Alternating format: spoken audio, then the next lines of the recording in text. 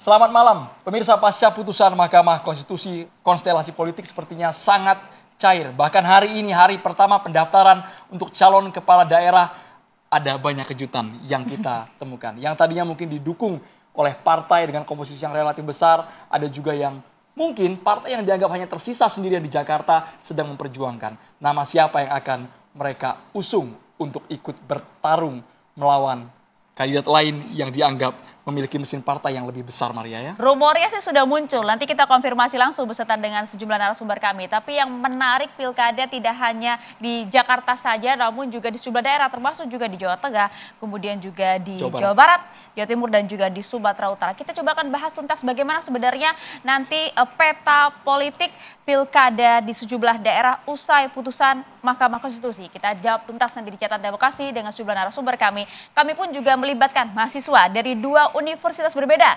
dari Humas UNJ dan juga dari FH Universitas Trisakti Jakarta. Kemarin ada yang ikut aksi, teman-teman? Ada yang ikut aksi kemarin? Oh, pada ikut aksi kemarin. Bersuara. Nah, bersuaranya nggak cuma nanti di lapangan, Boleh nanti kita angkat juga tangan nanti ikut di sini ya aksi bersuara kemarin? ya. Ada yang ikut aksi kemarin? Wede. Teriakannya besar sekali ya. Kemarin ketemu Bang Habibur Rahman nggak di DPR? Jangan-jangan yang lemparin Bang Habibur Rahman nih. Bang Habibur Rahman yang nemuin kalian lo ke depan. Yang lemparin Bener Bang kan, Bang? Habibur Rahman nih. Kapolda meminta mereka dibebaskan. Oh, iya. Kapolda meminta yang ditahan dibebaskan. Nyaris kena timpuk kemarin Bang Habibur Rahman. Tapi Betul, Bang? malamnya Kapolda meminta rekan-rekan yang ditahan untuk dipulangkan. Pasang badan, Bang. Ya, itulah tugas wakil rakyat.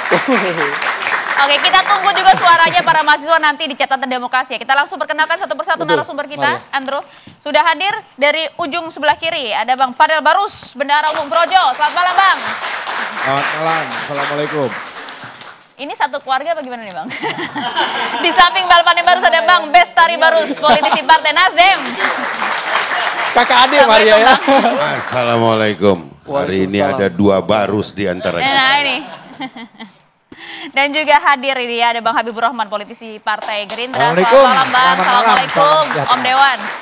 Malang, Bang Habibur Rahman. Di tengah, host juga ini sebenarnya. Bang Henry Satrio, pengamat politik. Selamat malam, Bang Henry Satrio. Selamat malam, Maria. Abang sengaja kami letakkan samping Gerindra, ada sinyal apa nih, Bang, emang? Ya, karena bersahabat memang dari dulu. Nah, Kemarin ikut aksi juga? Ini anak timur juga di sebelah saya ini. Nah, saya wakilnya itu Bang Habibur Rahman, karena saya timur kan. Jakarta Timur tempatnya, Bang. Jakarta Timur. Kami juga menghadirkan politisi PD Perjuangan yang vokal di media sosial, Mas Guntur Romli. Assalamualaikum, selamat malam, merdeka. Postingannya memang sangar, Maria. Dari tadi sore kita lihat sampai malam ini, aktif banget jempolnya bergerak ya. Menyuarakan ekspresinya di ranah dunia maya. Kami juga menghadirkan Bang Syahrir Hamid, juru bicara Anies Baswedan. Selamat malam, Assalamualaikum warahmatullahi wabarakatuh. Waalaikumsalam warahmatullahi wabarakatuh. Ini langsung dari Sumatera Barat kayak Bang Syahrir nih. Oh enggak, di sini aja. Oh, di sini aja. Kita langsung ke Mas Guntur Romli. Mas Guntur Romli, untuk Jakarta banyak orang-orang yang mengeluarkan sejumlah nama dan berharap PDI Perjuangan yang kabarnya ditinggal sendirian di Jakarta bisa mengusung kandidat kuat untuk menandingi kandidat yang diusung oleh Koalisi Indonesia Maju. 12 parpol lawan PDI Perjuangan. Siapa, Mas, putus? Siapa jadinya namanya? Ahok Rano, Anies Rano, Pramono Rano. Ya, terima kasih, Mas. Jadi pertama kami ingin ucapkan terima kasih kepada mahasiswa, kepada rakyat, kepada akademisi ya, yang telah memberikan aspirasi, melakukan aksi unjuk rasa, menyampaikan pendapat pada tanggal 22 untuk bersama-sama mengawal putusan MK. Kalau tidak ada demo tersebut, kalau tidak ada aksi dari mahasiswa dan guru besar dan masyarakat yang luas, mungkin ya kita dikebiri aspirasi masyarakat ya. Karena dengan putusan MK itulah potensi kotak-kotak kosong yang ada di beberapa wilayah bisa dihentikan sehingga masyarakat bisa memilih sesuai dengan kehendak dan juga bisa memilih mana calon yang benar-benar diinginkan oleh masyarakat, bukan atas berdasarkan rekayasa kotak kosong atau dalam tanda kutip calon boneka. dan PDIP juga bisa nyalonin sendiri di Jakarta. Ya, Jadi menurut siapa nih, Mas, namanya, Mas? Alhamdulillah di Jakarta bisa nyalon sendiri, juga di beberapa tempat yang sebelumnya terkistal ya. dengan misalnya mau ya dalam tanda kutip dikucilkan, ya kita kan udah siap-siap nih 10 provinsi udah mau di kota kosongkan kan. Kalau misalnya di Banten, kemudian Jakarta, Jabar dan juga Jatim salah satu contoh. Ya alhamdulillah berkat putusan MK tersebut kami bisa mencalonkan. Nah untuk calon di DKI Jakarta itu memang kemarin itu belum diputuskan. Ya sesuai juga dengan beberapa daerah yang lain seperti Jawa Timur, kemudian juga Jawa Barat dan juga DKI Jakarta. Nah kalau yang saya dengar untuk Jawa Timur itu sudah namanya Ibu Risma. Ya. Dan untuk Jakarta yang saya dengar tadi dari Pak Oli itu adalah Mas Pramono Anung, ya Mas Pramono Anung bersama Bang Dul. Ini sudah dikunci Ini sudah Bang, confirm tidak ya, berubah Bang? lagi? Sudah Ya, dikunci kita ini lihat namanya? besok pendaftaran jam 11. Ini kan info dari Pak Oli ya, maaf Pak Oli bendara umum kami. Ya karena memang untuk Jakarta ini ya lumayan alot perdebatannya. Karena kan memang ada aspirasi kemarin juga dari teman-teman kawan-kawan dari DPD PDI Perjuangan Jakarta ingin mengusung Mas Anies. Ya. Mas Anies bersama Bang Rano, kemudian juga ada usulan yang lain, juga ada Pak Ahok juga, dan juga kemudian ditemukan ada nama ya bukan ditemukan, mohon maaf, ini sebenarnya nama Mas Pramono Anung itu sudah lama disampaikan di publik. Mungkin ini bagian dari jalan ketiga, ya jalan ketiga, jalan tengah, ketika katakanlah ada kelompok yang ingin Mas Anies, kemudian juga ada Pak Ahok, itu juga nyata di dalam internal PDI Perjuangan itu ada. Makanya saya sampaikan DPD PDI Perjuangan Jakarta itu kan sebelum ini memang menginginkan Pak Anies, bahkan Pak Anies sudah datang ke DPD PDI Perjuangan dan juga sudah berkomunikasi, sudah dapat buku-buku ajaran Bung Karno dan sebagainya, bahkan kemarin juga sempat datang ke kantor DPD PDI Perjuangan. Sudah pakai batik warna merah, Mas. Batik warna merah. Ditemui oleh Bang Dul, cuma memang waktu itu belum ada keputusan apa-apa ya. Kalaupun yang informasi yang tadi disampaikan oleh Pak Oli, bendahara umum kami, bahwa besok jam 11 Mas Pramono Anung itu akan didaftarkan bersama Bang Dul, bersama Bang Rano Karno, ya kita tunggu ya besok ya.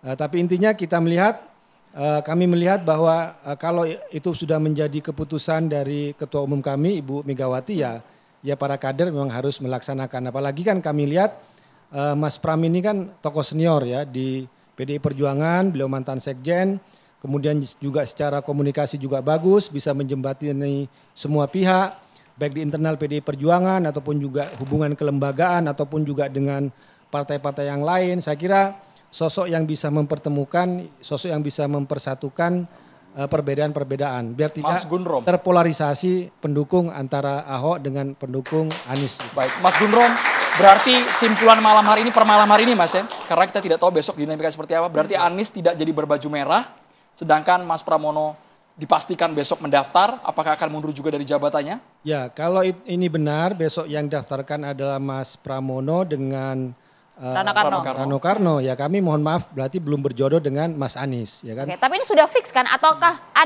masih ada peluang untuk kemudian berubah atau justru kemudian dipindahkan ke daerah lainnya? Nah itu kita lihat besok ini jam 11, ya kan? Kita lihat besok ini benar Mas Pram dengan Bang Rano atau ada nama yang lain itu kan?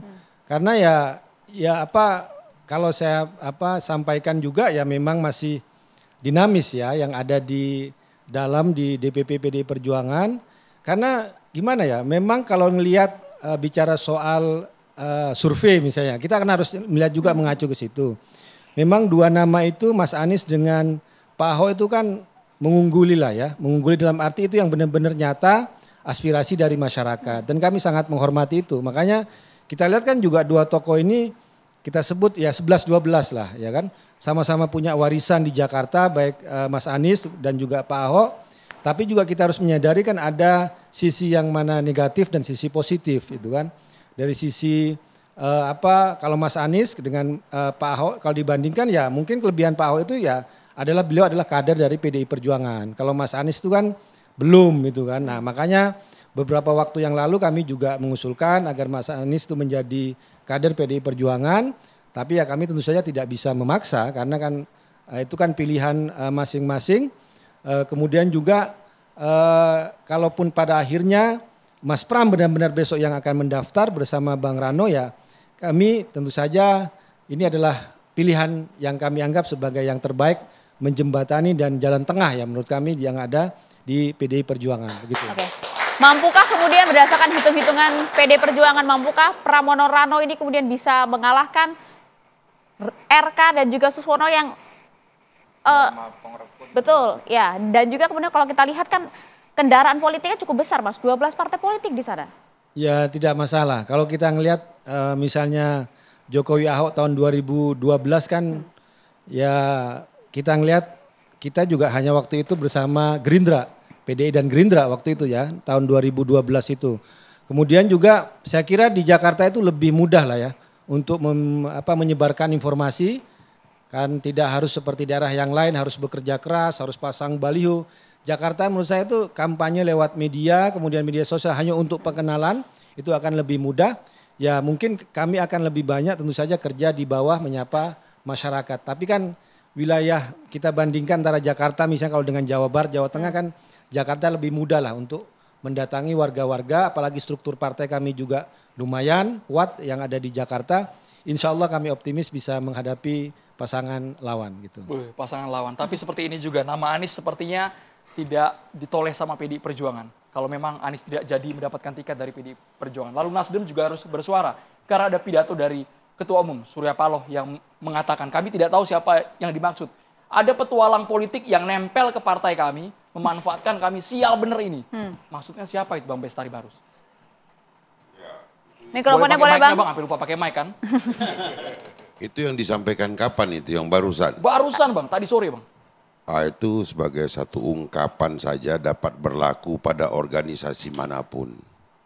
Maka akan menjadi sial lah kita ketika organisasi sebesar TV1 tiba-tiba ada yang seperti itu. Di dalam Nasdem itu Bang. Bentar.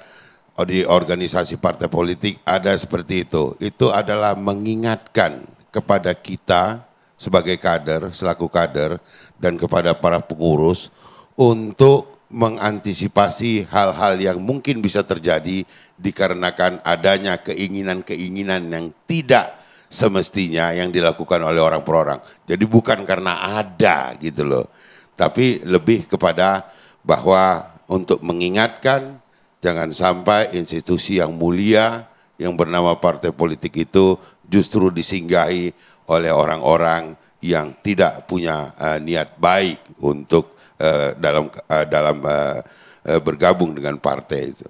Saya kira itu. Jadi bukan ditujukan untuk Anies Baswedan ya? Masya Allah, Bang Anies ini dengan Bang Surya ini bagaikan saudara gitu ya. Jadi bahkan ketika menyampaikan tentang bagaimana posisi politik Partai Nasdem pada hari ini pun itu nggak pakai sembunyi-sembunyi loh, nggak pakai dengan alasan waktunya habis lah ini, enggak. Sini, aku abangmu, kau Anies adikku, kelihatannya hari ini bukan momen you untuk maju sebagai gubernur DKI Jakarta. Nanti kita cari lagi momen yang lebih baik.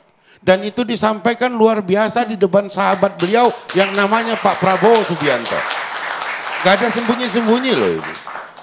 Jadi betul-betul bahwa Nasdem berposisi tadi kita dengar sama-sama bersama Anies Baswedan bukan karena Pak Prabowo itu buruk atau tidak baik. Bukan karena Ganjar Pranowo tidak baik, bukan. Tapi konstitusi memberikan pilihan kepada kita hanya satu. Dan ini harus kita manfaatkan dan kita kontribusikanlah. Coblosan kita itu jangan sampai batal. Kalau kita pilih tiga-tiganya repot kita ini. Nah, setelah selesai apa dia? Nah, ajakannya ternyata pidatonya sama nih. Pemilu sudah selesai, mari kita bersama-sama. Itu yang disampaikan Bang Surya. At the first place katanya gitu. Begitu diumumkan oleh KPU, menang ini barang. Sudah pertama kali Nasdem yang mengucapkan selamat kepada Pak Prabowo gitu, mengakui kemenangan itu. Nah tadi Pak Prabowo pidato sama-sama kita lihat juga, beliau juga mengucapkan terima kasih atas dukungan Partai Nasdem mau bersama saya, memang sebaiknya kita menata bangsa ini ke depan adalah bersama-sama. Itu aja. Nasdem, PKB, PKS sepertinya meninggalkan Anies Baswedan. Kita butuh info dari Ordal, orang dalam. Ada juru bicara Anies Baswedan, Bang Sarir menanggapi apakah betul Anies Baswedan tidak berlayar sama sekali untuk kontestasi pilkada. Sesaat lagi Bang. Kita harus jeda hanya di catatan.